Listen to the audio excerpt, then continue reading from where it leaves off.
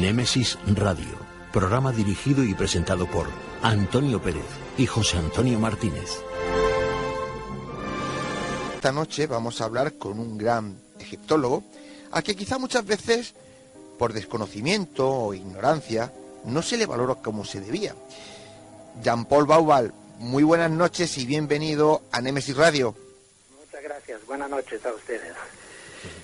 Decir que Jean-Paul es arquitecto y que junto con su hermano Robert, que es autor de la teoría de la correlación de Orión para explicar la orientación de las grandes pirámides de Giza, han trabajado durante muchos años a los pies y dentro de esas grandiosas obras que son las pirámides. Jean-Paul, eres un gran conocedor del misterio de las pirámides de Egipto. ¿Desde cuándo...? Soy, entre paréntesis, un experto en piramidología, sí. Y mi hermano en egiptología. Efectivamente. Correctamente. Los dos, Roberto y yo, hemos nacido en Egipto. Y da la casualidad de hace muchos años, pero digo muchos años, muchas décadas, que estudiamos y hablamos árabe también, escribimos, y hemos nacido casi a los pies de las pirámides. Sí, por eso te decía, la pregunta era, ¿desde cuándo llega esa fascinación? Y ya nos lo acabas de decir. Aún habiendo nacido allí, hay mucha gente que nace en Egipto y no tiene la fascinación que vosotros tenéis, tanto con la... La verdad la tenemos desde el año 1957. Son muchos años ya, casi 50 años, 60. Pues sí. Y yo estudio mucho la pirámide desde el punto de vista de arquitectura, medidas, geométricas. Mi hermano es más, bueno, usted sabe que él ha hecho la correlación de lo que se llama la correlación de Orión con las pirámides. Entonces hemos trabajado juntos, hemos dado muchos programas de tele, de radio, de conferencia, etcétera. A propósito, vamos a dar una dentro de pocos días, dentro de 2 semanas, en Mijas. Efectivamente. Que es el foro que organiza Ana. Efectivamente. Que ya hemos ido en 2, estuvimos en Gijón con ella hace un par de semanas. Sí, sí. Bueno, entonces, la pirámide grande, yo estudio la Gran Pirámide en particular y la posición de todo el plató de Gizeh. La Gran Pirámide, para mí, es un depositorio de conocimientos que a través de los tiempos y a través de tantos investigadores hemos podido ver que esta pirámide contiene algunos datos matemáticos, astronómicos, geométricos que están incluidos dentro de la pirámide y poco a poco lo estamos descubriendo. Pero hay una cosa aquí que quiero hacer un énfasis, es que en realidad todavía se está leyendo libros que se escribieron hace 50, 60 años sobre las pirámides y sigue dando, no falsa, pero errónea idea de la pirámide. La pirámide es un monumento impresionante donde todavía no sabemos mucho de la respuesta que tiene. Hay una cosa que es cierta. En 1993, no sé si usted lo sabrá, pero el ingeniero Rudi Gantenbrink mandó un robot a través del canal sur de la Cámara de la Reina, que se encontró con una puerta. ¿Okay? Una puerta pequeñita, sí, señor. Sí, una muy pequeñita puerta. Bueno, desde entonces, Roberto y yo siempre hemos dicho que la pirámide no solo es una estructura grande, enorme, que se puede estudiar, pero está ligada al avance tecnológico que tenemos.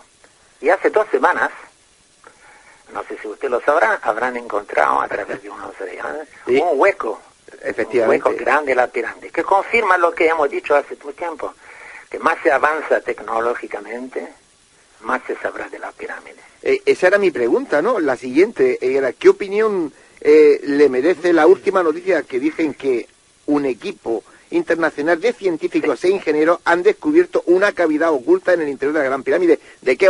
Una cavidad que por lo que dicen es inmensa. Inmensa, tiene más o menos 30 metros y 8 metros de altura. Pero es una cavidad, quiere decir que no sabemos por qué y cuándo. Yo creo que han difundido la noticia un poco temprana, habrían tenido que examinar un poco más. Es precisamente lo que le estoy diciendo. Hay que avanzar más tecnológicamente para acceder a este hueco y ver lo que hay. Y sin la técnica no avanzamos, ¿me explico? Sí, Jean-Paul, ¿y cómo se podría entrar a esa cámara? ¿Hay alguna posibilidad sin sin tener que, por decirlo de alguna manera, explosionar algún trozo para poder entrar? No, de momento no. Se podrá hacer lo que se hizo con la puerta de Gantenbrink, la famosa puerta final, que se perforó, se mandó ahí lo que se llama un snake video, un serpiente video si quiere, y filmó el interior. Eso es lo que se podría hacer ahí, pero hay que avanzar tecnológicamente, justamente. Quiere decir que de momento no podemos acceder, hay que avanzar tecnológicamente. Y creo que la información que contiene la pirámide es ligada a la técnica. Quiere decir que no sé de dónde viene la técnica, pero hay que avanzar. Claro. Decía que es que lo que está diciendo es prácticamente una incongruencia, ¿no? Una construcción de miles de años no la podemos analizar si no avanza nuestra tecnología, ¿no? Es increíble, pero es cierto. Y eso lo voy diciendo desde 1993, desde que se vio la puerta esta. Además, entre paréntesis, es mi hija Katia que presentó el UPUAT 2 al Museo de Londres en 1993. Y desde quiere decir que se encontró la puerta, pero tenemos que avanzar tecnológicamente para mandar ahí otro robot, perforar la puerta, que yo estuve en contra de perforarla, pero en fin, la han perforada.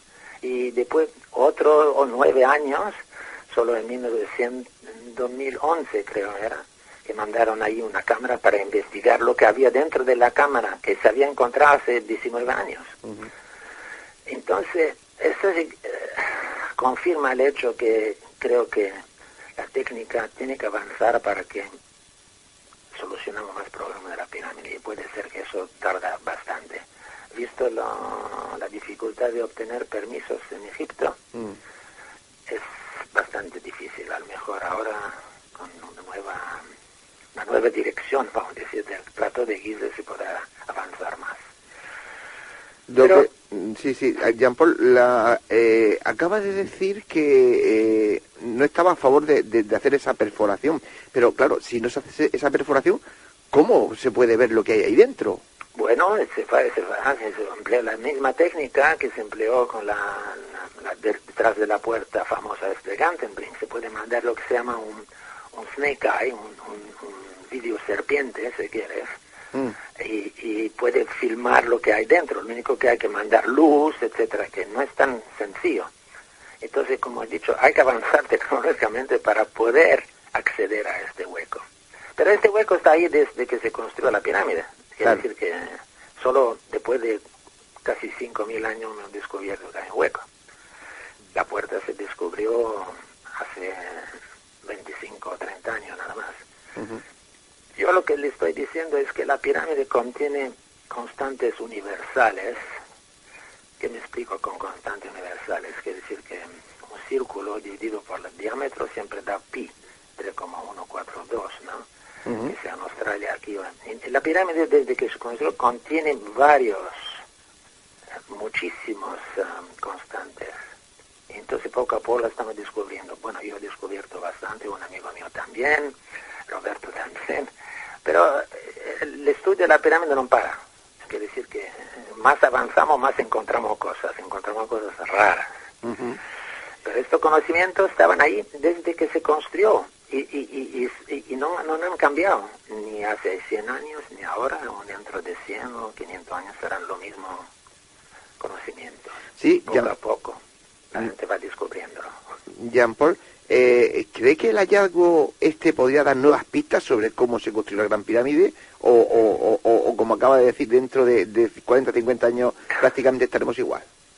Bueno, yo soy arquitecto, como usted sabe. A mí no es que no me interesa cómo se construyó, claro, es que me interesa cómo se construyó. Pero para mí el problema no es cómo se construyó, el problema para mí es quién la proyectó, cómo se proyectó. Quiere decir que un arquitecto no puede proyectar un edificio, un proyecto, sin saber qué se puede hacer. Es inútil. Quiere decir, si alguien me dice, dibújame un puente de aquí a Italia, pues no se puede hacer. Entonces, ni siquiera el intento. Pero quien sea que ha dibujado, que ha hecho el proyecto, sabía que se podía construir. ¿Cómo? ¿Con quién? ¿Y cuándo? Eso sigue siendo un enigma. Entonces, como usted sabrá, ahí en la Cámara del Rey, arriba, a 43 metros de altura, hay bloques que pesan hasta 70 toneladas de granito perfectamente tallados. Claro. Hoy día no tenemos la técnica para hacer esto. Pues no podemos. Jean-Paul, además, la gran pregunta es ¿por qué? Claro. Jean-Paul, yo, a colación de lo que nos está contando, yo el otro día, creo que fue el pasado sábado, escuché en un programa de radio de una cadena importante nacional, no pude saber exactamente quién era el señor que estaba hablando, pero decía, y más que decía, sentenciaba que había que olvidarse de los charlatanes, estos que dicen que tal, porque ya se sabe perfectamente cómo se construyó la Gran Pirámide, que trabajaban 5.000 personas y cada 3 meses las cambiaban, que esos bloques de piedra que pesan prácticamente nada, acaba de decirlo, se deslizaban con unos patines de madera, y yo decía, ahora mismo no sé quién es el charlatán. Bueno, la verdad, yo no lo sé tampoco, pero la verdad, yo estoy en contacto con investigadores americanos, ingleses, japoneses, y nadie sabe exactamente cómo se construyó. Pero como le he dicho antes, eso de construir es una fase posterior al proyecto, quiere decir que el proyecto hay que hacerlo primero y después construir. Efectivamente. Ahora, para hacer el proyecto hay que estar seguro que se puede construir, si no es inútil el proyecto. Y eso es lo que me interesa a mí, es de dónde vienen estos conocimientos para haber realizado esta maravilla que tenemos ahí en Gizeh. Que yo, Roberto, yo hemos penetrado ahí en la pirámide, no sé, docenas de veces, y creo que la gente que no la vio no se puede imaginar lo que es enorme, muy impresionante, y no hay nada dentro. Lo raro es que no hay nada, no hay jeroglíficos, no hay escrituras, no hay nada, solo la pirámide. Ajá. Y entonces el hecho que no hay nada quiere decir, estúdiame, mírame, desglósame si quieres, y poco a poco hablaré, entre paréntesis, no es que habla, pero no enseña. Claro. ¿Okay? Jean-Paul, soy José Antonio. Vamos a ver, acabas de responderme una pregunta, pues yo tengo muchísimas preguntas, yo soy un fan de las pirámides. Puedes preguntar lo que quieres. Vale, me acabas de decir que bueno, que no hay ninguna inscripción dentro nunca en las pirámides. No.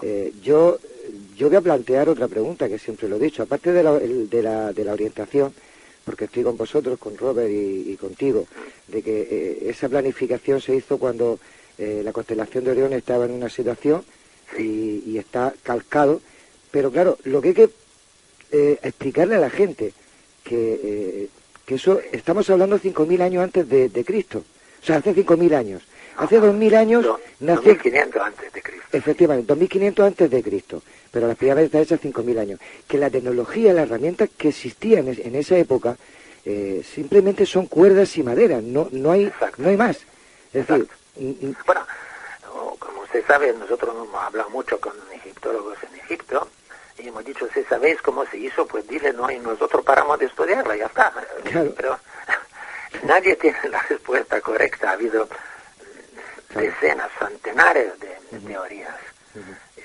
Ninguna de ellas ha convencido a nadie. Y antes, este monumento estaba estudiado por arqueólogos y historiadores, etcétera, etcétera, egiptólogos, etcétera, y desde hace bastante tiempo, de hace 50 años o más, hay arquitectos, ingenieros, talladores de piedras, expertos en transportes, que la están estudiando, y poco a poco nos estamos dando cuenta que si es verdad que se hizo a esta época, pues ¿dónde está la herramienta?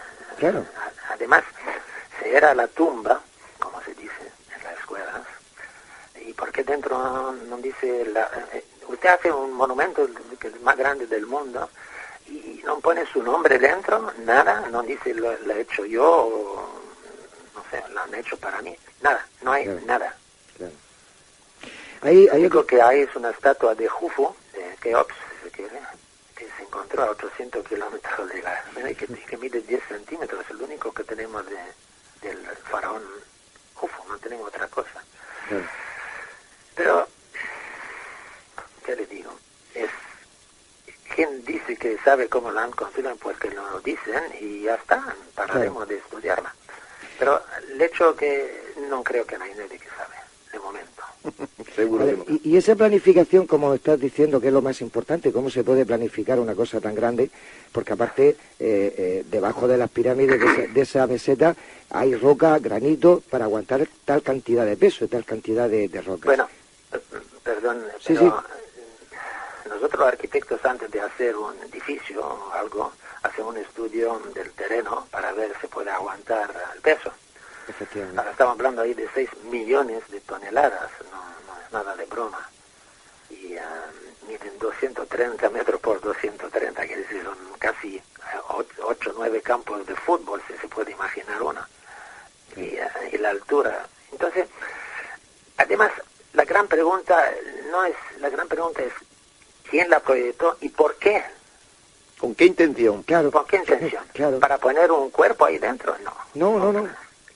Ahora, diré que hay cosas que nos dicen que esta gente sabía muchísimas cosas, sabían la dimensión de la Tierra, me atrevo a decir que conocían el metro nuestro, Sí. y hay una comparación entre el cubo se dice, ¿no? Cubo real y el metro, y trabajamos en sí, eso no se puede explicar en 20 minutos, Claro.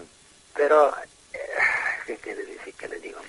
Nosotros nos interesamos mucho porque vamos ahí constantemente, hablamos el idioma, escribimos. Entonces, para nosotros es como un bien nuestro, se me explica. Sí, Jean-Paul, acabamos de escuchar que van allí, que hablan el idioma, que hablan con la gente. ¿Cómo veían los antiguos egipcios a ese propio monumento? ¿Perdón? Que mi pregunta es, ¿cómo veían los antiguos egipcios a su propio monumento? ¿Cómo lo veían ellos? Bueno, yo creo que lo que nos contaron en la historia tradicional no es correcta. Entonces, hay dos posibilidades, o bueno, tres. O la gente a la época tenía la herramienta para hacer eso, la técnica, o la han heredado esta técnica, o los conocimientos de una civilización desaparecida, o viene de otra parte, pero los conocimientos están ahí, quiere decir que toda la matemática, toda la geometría, toda la astronomía que están en la pirámide existe, y siempre ha existido y siempre va a existir, quiere decir que es conocimiento que van a través del tiempo, ¿me explico? Son lo mismos hace 200 años que ahora, que dentro de 200 años más. Y estos conocimientos son hacen parte de lo que llamo yo constantes universales. Entonces, si esta constante está dentro, es porque alguien la puso. No sé quién. No me hace esta pregunta quién, porque no lo sé. Eso, es ponerse la tirita antes de hacerse la herida. Jean-Paul, tenemos un compañero, Paco Torres, que también quiere hacer una pregunta. Por favor.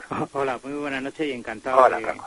Soy un gran admirador de Hancock, de Robert. Bueno, Hancock, Graham es muy amigo nuestro. Lo sé. John West, etcétera. Muy bien, pues dos cuestiones o interrogantes que tengo yo. Desde luego no llegué a arquitecto, me quedé en delineante de obras y edificios, pero hay algo que me ha llamado durante muchos años la atención y a raíz de los trabajos que han realizado ustedes, y también añadido está las exploraciones internas que se han hecho por diferentes técnicas. Y me quedan dos interrogantes. La primera sería muy simple.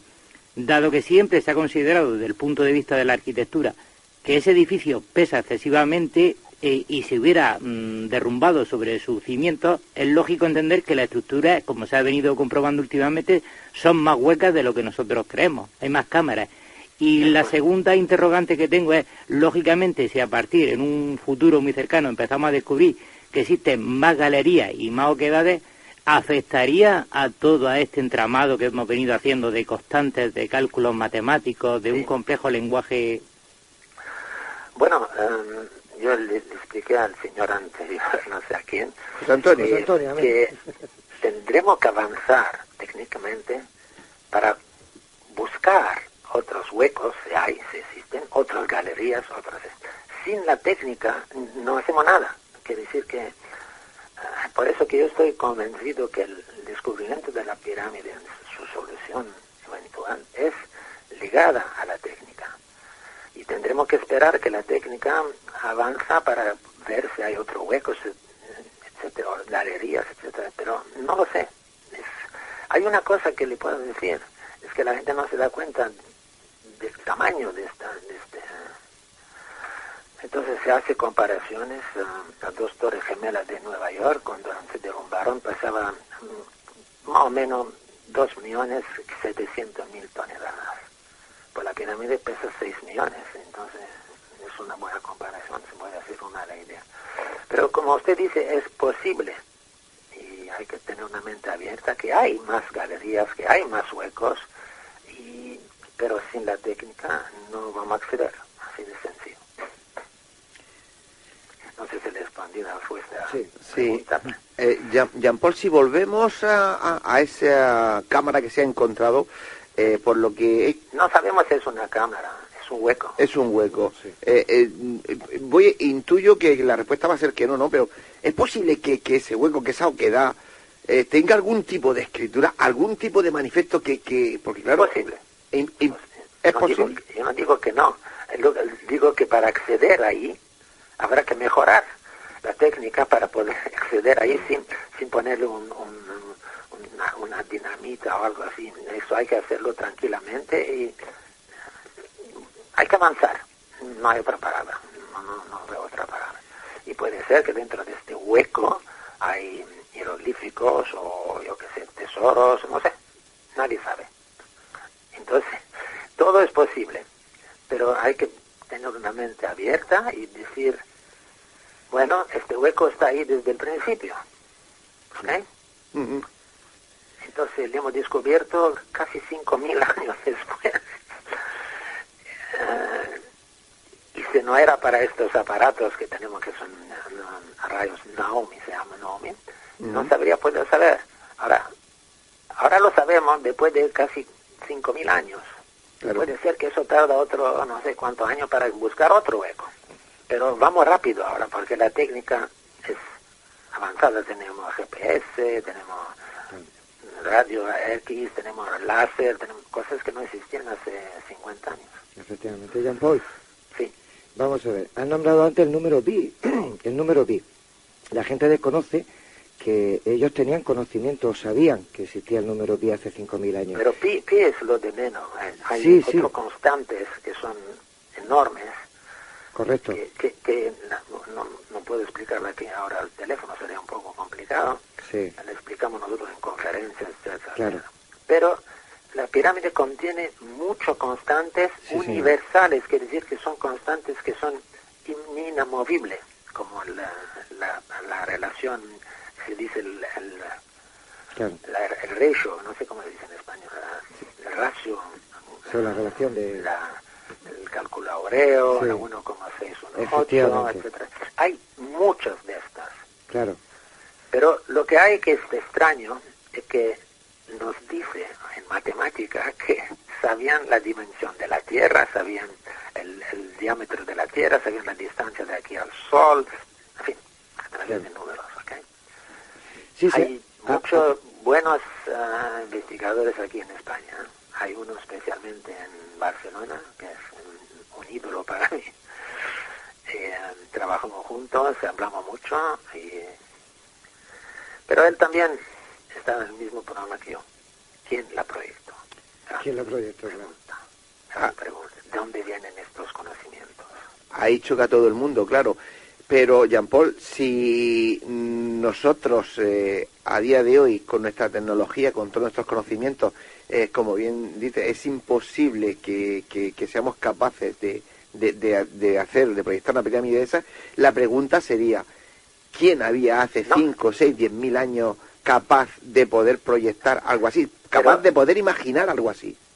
Perdón que le digo, la gran pregunta no es cómo se hizo tal, la gran pregunta es ¿por qué? Sí, claro. ¿Por qué razón se mueve 2.700.000 bloques de piedra? ¿Con qué intención? ¿Con qué intención? Exacto, para poner ahí dentro un faraón, no tiene Los faraones están todos en la Valle del Rey, que está a 800 kilómetros al sur del Cairo. Y entonces, ¿cómo puede ser que el monumento tan grande se lo había hecho el señor Jufu, se lo había ordenado el señor Jufu? No habría dicho que soy el más grande, etcétera. No dicen nada. El monumento no habla, nada. No hay nada. Entonces, ¿qué hace? Pero la historia, siguen diciendo en la escuela que se hizo en 20 años, que era una tumba, etcétera, que yo no creo que es una tumba, sí creo que es un depositario de conocimientos antiguos. ¿De dónde vienen? No lo sé, pero están ahí. Jean-Paul, ¿es el enigma más grande del mundo? ¿Se atreve a decir eso? Sí, yo digo que como no podemos resolverlo, sigue siendo un enigma también en este año 2017. Es un enigma que para mí al 100% no se ha podido solucionar. Usted me explicará cómo se puede levantar bloques de 70 toneladas a 43 metros de altura, no uno, pero 105 de ellos. Claro. Entonces no es eso de tirarlo la rampa, todo eso no me convence a mí. Ha habido un intento muy bueno de un colega mío, que es un francés, que ha hecho una teoría, sigue siendo una teoría, y todas las teorías son válidas. Pero creo que poco a poco, yo no la veré ni usted, pero creo que dentro de años, 50, 60, 100 años, se podrá saber. Se va a avanzar y se podrá saber cómo y de quién le hizo, y cómo se hizo, y cómo se proyectó. ¿Y con qué intención? Las respuestas están ahí dentro. ¿Y con qué intención, verdad, Jean-Paul? Bueno, la intención para mí es bastante clara. La ¿Sí? intención es que han hecho un monumento tan grande que todavía está ahí, ¿okay? Después de tantos miles de años, y es un diccionario, es un depósito de conocimientos para que futuras generaciones la puedan descubrir y saber que alguien en el pasado sabía de estas cosas ya. ¿Y no es una incongruencia hacer una construcción así, en la que, como bien dice, encierra tanta sabiduría, y no dejar ningún tipo de escrito? Bueno, pues es precisamente no se deja escrito, porque cualquier escrito, cualquier hieroglífico, cualquier señas podría ser mal interpretadas. Es decir, que podría poner, no conocemos el contexto. Entonces, el hecho que no hay nada es justamente, creo yo, por lo menos no yo solo, mucha gente, que el monumento en sí hay que conocerlo, hay que estudiarlo, hay que medirlo, hay que tocarlo, hay que filmarlo, hay que penetrarlo. Para mí es un depositario de conocimientos que quieren que nosotros, o quien sea en el futuro, hace 10 años o dentro de 100 años, sabían que quien planeó, quien proyectó este monumento, sabían de conocimientos de constantes que no cambian a través del tiempo. Sí, no cambia, la proporción áurea no cambia, la medida de aquí al sol no cambia, la dimensión del ecuador no cambia. Entonces son cosas que están siempre, están incluidas ahí dentro. Una pregunta más, Paco. Muy bien, ahora mismo me rondaba en la cabeza un texto de Heródoto, en el cual, cuando él habla con los sacerdotes en Giza, y le dicen, no, nosotros no hemos hecho estas pirámides, estas estaban aquí ya, nosotros hicimos las demás. Cuando recuerdo ese texto, tenemos muchos oyentes que estarán planteándose en su cabeza ahora mismo si realmente es una herejía considerar que la pirámide podría ser más antigua de lo que la historia le data. Yo personalmente, la construcción en sí de la pirámide, claro que me interesa, pero como acabo de repetirlo varias veces, el proyecto, los conocimientos de haber hecho este proyecto, de dónde proceden. A la época no sabían, eran imagínense hace 5.000 años lo que era. Entonces, estos conocimientos de medidas, de astronomía, etcétera, ¿de dónde vienen? Esta gente de la época no dicen la historia tradicional, que a esta época no había nada, no sabían ni de la rueda, imagínense. Claro, exactamente. Entonces, deja pensar que los conocimientos son antiguos y a través del tiempo han sido delegados poco a poco, a través del tiempo, y se quedaron. Recuérdase que a la época solo la parte religiosa, la parte royal, los faraones, solo eran conocimientos, el pueblo no sabía nada. Entonces puede ser que pasaban de generación en generación los conocimientos, y eso es lo que creo yo. Pero, no sé, la verdad es que usted me hace una pregunta donde yo personalmente no puedo contestar. Ahora, ¿es posible que están más viejas las pirámides? Sí, es posible, pero de momento no hemos podido probarla. Y sigue diciendo la historia tradicional, que se construyó al tiempo de Jufo, que se construyó en 20 años, que se sabe si se dividimos los años para la piedra, te da cada 4 minutos hay que poner una piedra, entonces, pero se sigue diciendo eso, entonces no salimos de... Ay, pues, Jean-Paul, con eso nos vamos a quedar, no vamos de momento a seguir pasando un estúpido velo por encima y seguir pensando que cada 4 minutos se pone una piedra de ese tamaño para que se haga la pirámide en 20 años. Decirle a nuestros oyentes que si quieren escuchar a Jean-Paul y a Robert, los van a tener en el Foro ACE muy pronto, a primero de mes de diciembre, sí, estaremos en Nerja. El 2 y el 3 de diciembre en Nerja, Ajá. En el Foro ACE. Estuvimos en Marbella ya una vez, estuvimos en Gijón, bueno, aparte la conferencia que damos internacionalmente, pero aquí en España, en Gijón hace 2 semanas era una muy buena conferencia, hemos tenido muy buena gente y creo que algunas de las personas han entendido lo que se quería decir. Es difícil, cuidado que nosotros somos guiri, entonces el español nuestro no es perfecto. Yo creo que es buenísimo.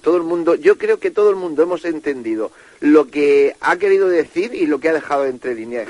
Así que, por ese aspecto, la verdad que muy bien. Yo quiero, pues sé que nos vamos a despedir. Sí. Yo quiero decir una cosa, que yo estoy en contacto con gente, con matemáticos, astrónomos, biólogos, lo que quiere, geómetros, etcétera. Somos amigos de Robert Schoch, somos amigos de Graham Hancock, somos amigos de mucha gente conocida. Y entre nosotros nos hacemos la misma pregunta. ¿Cómo se hizo? Pues la verdad es que no sabemos, nosotros no sabemos. Entonces lo que dicen que lo han hecho con rampas, con tal y cual, pueden decir lo que quieren. Yo me gustaría saber que alguien me dice, que se frente a mí me dice cómo se hizo, entonces me caigo y me paro de estudiarla y se acabó. ¿Me explico? No, pero Jean-Paul, que estará conmigo que no solo hay que decirlo, sino que hay que demostrarlo. Bueno, sí, demostrar, de acuerdo, pero que nos explican cómo, cómo se hizo. Y la gran pregunta, como les he dicho antes, ¿por qué? ¿Para qué? ¿Por qué? ¿A qué fin? ¿Para que sea ahí, para que vamos a ir a los turistas, hacemos unas fotos o tiene algo, tiene un mensaje escondido que todavía no lo sabemos? Pues Jean-Paul, volveremos con usted, volveremos a hablar porque es fascinante, ha sido un placer, pero sobre todo para nosotros un honor tenerla aquí esta noche. Espero que haya estado a gusto y seguiremos en contacto. Me voy a despedir en árabe, si me permite. Por favor. Hay una palabra que es muy española, además, que es inshallah, que es ojalá en español. Inshallah, que dice Dios quiere. Inshallah, ashufkom marataña. Ajá. ¿Okay? Es algo que utiliza también mucho Javier Sierra, que ahora es el Premio Planeta. Javier Sierra, le he hecho yo un proyecto. Hemos llevado a Javier Sierra a Egipto con nosotros. Lo sé. Somos muy amigos nuestros, Y acabo de hablar con él hace una semana. Pero le hemos llevado también a Egipto con nosotros. Y él tiene un recuerdo un poco especial sobre Alejandría, donde hemos nacido nosotros. Él tiene un recuerdo muy bueno. tema que tiene que ver con alguno de sus libros. En fin, es una persona estupenda, un gran amigo. Pues sí. Jean-Paul, no tenemos más tiempo. Muchísimas gracias, como he dicho antes, un honor para nosotros y ojalá podamos volver. Se puede decir, el foro intenta de hacer, de poner gente al corriente de cosas, de varias cosas, y creo que están haciendo una gran labor. Sí, efectivamente. De hecho, Ana Francisca estuvo con nosotros la pasada semana anunciando el foro. Queríamos tener pues a Jean-Paul aquí para poner los dientes de punta a la gente y que se piensen muy mucho el acercarse por Nerja, porque seguro le va a merecer la pena. Sí. Jean-Paul, yo creo que pues sí. Muy buenas noches, un abrazo. A usted y muchas gracias por la entrevista. A usted siempre. Adiós. Inshallah.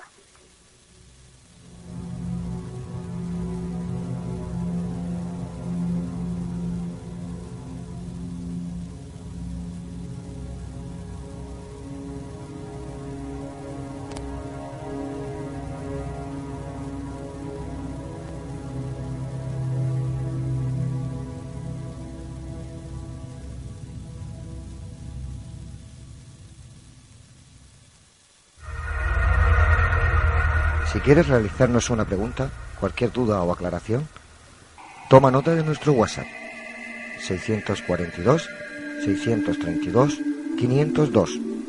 Némesis Radio, tu programa de misterio.